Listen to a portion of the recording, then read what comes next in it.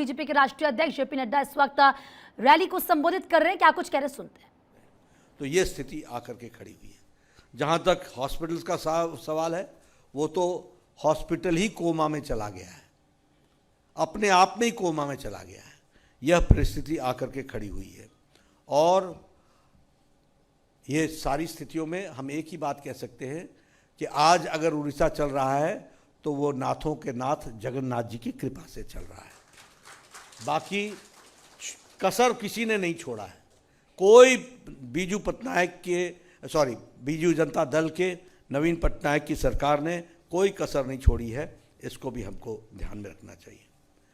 मैंने जैसे बताया कि हम सरकार में आने के लिए हम लगे हैं और सरकार में आपके आशीर्वाद से, पत्रकार बंधुओं के अच्छे रिपोर्टिंग के माध्यम से जनता तक हमारी बात जाए, ये बात हम कहना चाहते हैं। मैं यहाँ आपके सामने संकल्प पत्र जब रख रहा हूँ तो मैं आपको बताना चाहता हूँ, हमारा लक्ष्य है संकल्प से सिद्धि की ओर। हम कमिटमेंट से परफेक्शन की ओर जाएंगे और हम अपने कमिटमेंट्स को पूरा करेंगे। ये दस्तावेज नहीं है, it's not a document, it is our implementation program of next 5 years।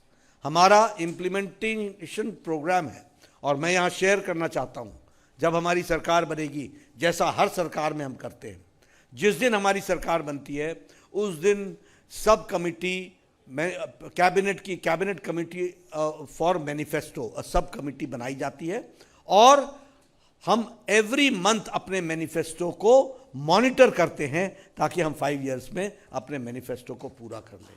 और इसलिए हमारे संकल्प पत्र की गरिमा, उसकी सैंटिटी, इसको दुनिया ने भी माना है, पॉलिटिकल के ज्ञाताओं ने माना है और उसी को हम आगे बढ़ा रहे हैं।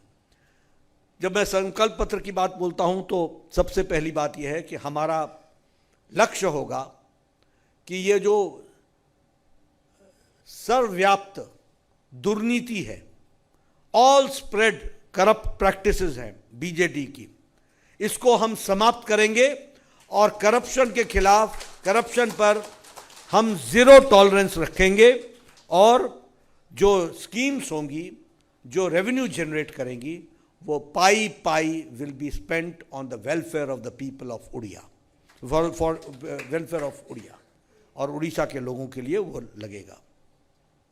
हम जो छोटे बिजनेसमैन हैं उनको, जो उनका पैसा है जो चिट फंड में फंस गया है और जिसके बारे में किसने भी ध्यान में नहीं रखी, हम सरकार में आने के बाद ये चिट फंड में जो लोग फ्रॉड में लगे हुए थे, इनको तो हम सज़ा दिलाएंगे ही दिलाएंगे, लेकिन छोटे व्यापारियों का पैसा हम 18 महीने में उसको वापस पहुंचाएंगे।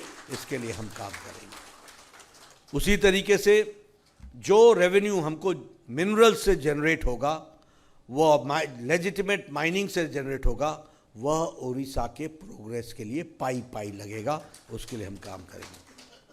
हम किसानों की चिंता कर रहे हैं, हम महिलाओं की चिंता कर रहे हैं, हम युवाओं की चिंता कर रहे हैं और इसलिए हम लोगों ने तय किया है कि हम शुरू करेंगे समृद्ध कृषक नीति।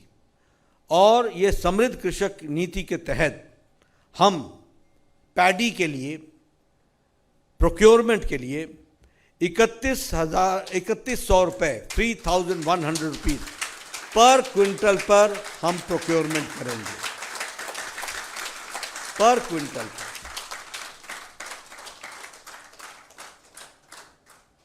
और ये प्रोक्योरमेंट 48 आवर्स के अंदर, 48 घंटों के अंदर डीबीटी के माध्यम से, डायरेक्ट बेनिफिट ट्रांसफ़र के माध्यम से किसानों के खाते में जाएगा। जो प्रोक्योरमेंट होगी वो इलेक्ट्रॉनिक वेइंग मशीन्स जो मंडी में स्थापित की जाएगी उनके माध्यम से होगी और हम इसमें एलिमिनेट करेंगे कटनी को और छटनी को। जो ऑर्डर ऑफ द डे है उसको हम समाप्त करेंगे। उसी तरीके से महिलाओं के लिए हम सुभद्रा योजना चलाएंगे और उस सुभद्रा योजना में हर एक बहन, हर एक महिला, every women will receive a cash voucher of 50,000 rupees, 50,000 रुपए का कैश वाउचर, जो उसको 2 साल के अंदर उसको वाउचर को इन कैश करना पड़ेगा और उससे उसका परिवार में उसका विकास हो सके, उसके लिए काम है।